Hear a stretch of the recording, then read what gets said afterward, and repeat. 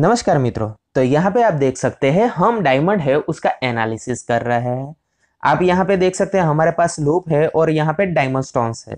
तो single diamond stones हम देखते हैं उसमें टकावारी, यानी कि हम टकावारी को क्या कहते हैं कि डायमंड है उसमें से कितने परसेंटेज डायमंड स्टोन्स ऐसे हैं जो मैन्युफैक्चरिंग हो सकते हैं और कितने डायमंड स्टोन्स ऐसे हैं जो रिजेक्शन है और कितने डायमंड स्टोन्स इतने हैं कि उसमें हमें क्लीविंग की प्रोसेस करानी है।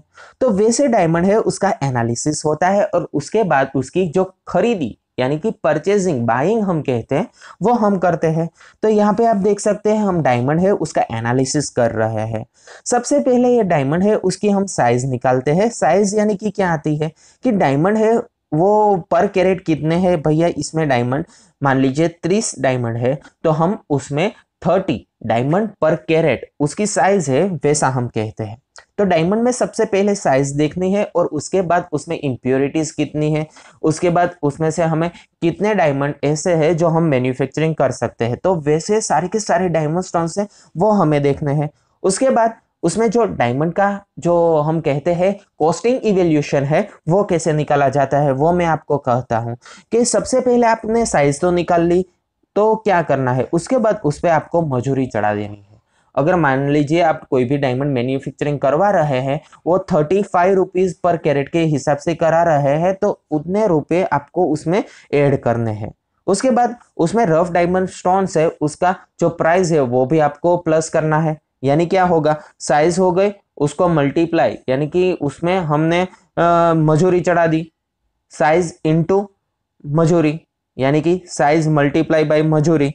तो हमारे पास उसमें ये जो कच्चे यानी कि रफ डायमंड स्टोन से उसका भी प्राइस लिस्ट हमें चढ़ाना है। तो प्लस करके हम काचे यानी कि रफ डायमंड जो है हमारे पास उसके प्राइस है वो हम लगा देते हैं। उसके बाद उसमें से परसेंटेज करके जो वजन वेट आता है वो हम लगा देते हैं। उसमें डिवाइड करके हम वजन यानी कि वेट कर देते हैं और उसमें जो हमें इक्वल टू करते हैं तब हमें मिलता है नेट डायमंड की प्राइस।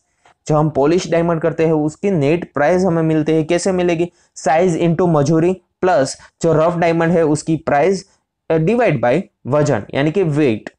और उसके बाद जो हमें मिलेगा वो हम कहते हैं नेट डायमंड। जो हमें नेट में मिलेगा जो पॉलिश डायमंड है वो जो नेट में मिलेगा वो हमें मिलता है।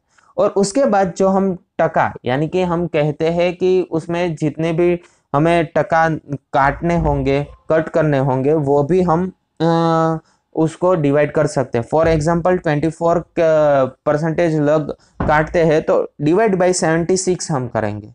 या फिर कोई बंदा है वो 10% काटता है तो हम डिवाइड बाई 90 करेंगे। उसके बाद जो हमें फाइनल वैल्यू मिलती है तो उसे हम कॉस्ट इवेल्यूशन डायमंड का कहते हैं। तो यहाँ पे आप देख सकते हैं डायमंड है उसका हम एनालिसिस कर रहे हैं और एनालिसिस करने के बाद ही ये सारी की सारी प्रोसेस है वो होती है। डायमंड है वो हमें सबसे पहले देखना है और उसके बाद हमारे पास यहाँ पे आप देख सकते हैं पॉलिश डायमंड आते हैं। पॉलिश डायमंड हमारे पास आ गए उसके बाद यहाँ पे आप देख सकते हैं हमारे पास पॉलिश डायमंड आते हैं। पॉलिश डायमंड आप देख सकते हैं हम कैसे एनालिसिस कर रहे हैं। हमारे पास ट्राइपॉड आई ग्लास यहाँ पे आप देख सकते हैं वैसा आता है जिसके भीतर डायमंड है वो अच्छा नीट एंड क्लीन है, इम्प्योरिटीज वाला है, उसमें टिक टेबल में कुछ खराबी है, खामी है, डिफेक्ट्स है। तो वैसे डायमंड हम रिपीट निकालते हैं और उसको फिर से डायमंड है वो पट्टा लगा के उस पे पेल लगाना है तो पेल लगा सकते हैं या फिर उसका फिर से मैन्युफैक्चरिंग करवाना पड़ता है। तो वैसे आप यहाँ पे देख सकते हैं हम डायमंड है जो पॉलिश डायमंड है उसका एनालिसिस करते हैं।